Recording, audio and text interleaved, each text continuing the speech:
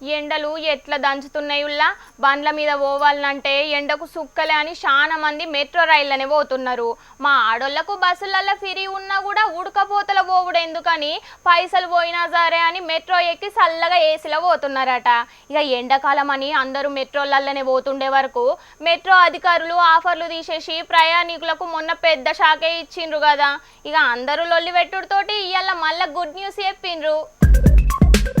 పండుగలప్పుడు ఎవరైనా ఆఫర్ల మీద ఆఫర్లు పెడతారు. కానీ ఉగాది పండుగకు ముందే మెట్రో అధికారులు మొన్న ఉన్న ఆఫర్లను తీసేసిర్రు కదా. సెలవు దినాలల్లో 59 రూపాయలతోని ఒక్కరోజు పట్నంలో ఏడికెళ్ళి ఏడికన్నా మెట్రోలో ప్రయాణం చేయొచ్చనే ఆఫర్ ఉండే కదా.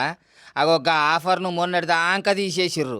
ఇక మెట్రో కార్డు ఉన్న వాళ్ళకు 10% డిస్కౌంట్ ఉండే కదా. దాన్ని కూడా మొత్తం తీసేసిర్రు. ఎండలు దంచుతుండే వరకు అందరూ మెట్రో రైళ్ళనే ఎక్కుతున్నారట చల్లగా ఏసీలో పోవచ్చని. ఎట్లాగో ఎండలు దంచుతున్నాయి. మెట్రోకు మంచి డిమాండ్ ఉన్నది. ఆఫర్లు పెట్టినా పెట్టకున్నా పబ్లిక్ ఎక్కేటట్టే ఉన్నారు అని అనుకున్నారో ఏమో కానీ ఉన్న ఆఫర్లు అన్నింటిని తీసేసిర్రు ఆఫీసర్లు. అసలుకే ఎండలు ఎక్కువ కొడుతున్నాయి. రోడ్డు మీద పోవాలంటే ట్రాఫిక్ కష్టాలు ఉన్నాయి. అదే మెట్రోలను అయితే జల్దీగా పోవచ్చని మంది ఎక్కువ ఉన్నా కూడా తిప్పల పడి అడ్జస్ట్ అయిపోతుంటే వీళ్ళు ఆఫర్లు తీసేసుడేంది. ముంగట పండుగలు ఉన్నాయి. పోరగాన్లకు ఈ స్కూల్ సెలవులు కూడా ఉంటాయి. మంచిగా మెట్రోలో తిరుక్కుంటా హాలిడే టూర్లను ఎంజాయ్ చేద్దాం అనుకుంటే వీళ్ళేంది గిట్ల చేసిర్రు. ఎండాకాలంలో మంచిగా టైం చూసి దెబ్బ కొట్టిర్రు కదా మెట్రో అధికారులు.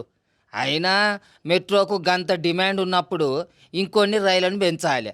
ఉన్న రైళ్లకు బోగీలను పెంచితే ఏమో కావచ్చు. పని చేయరు కానీ ఆఫర్లు తీసేస్తారు అని అందరూ లొల్లి పెట్టే వరకు ఇవాళ మళ్ళా గుడ్ న్యూస్ చెప్పిర్రు మెట్రో ఆఫీసర్లు. మొన్నటి దాకా తీసేసిన ఆఫర్లను మళ్ళా 6 నెలల పాటు పొడిగించిర్రు. అంటే మొన్నటి దాకా పనిచేయని హాలిడే ఆఫర్ కార్డు 10% డిస్కౌంట్ మళ్ళీ ఇస్తారట. అవి మరి ఇవ్వాల్సిందే.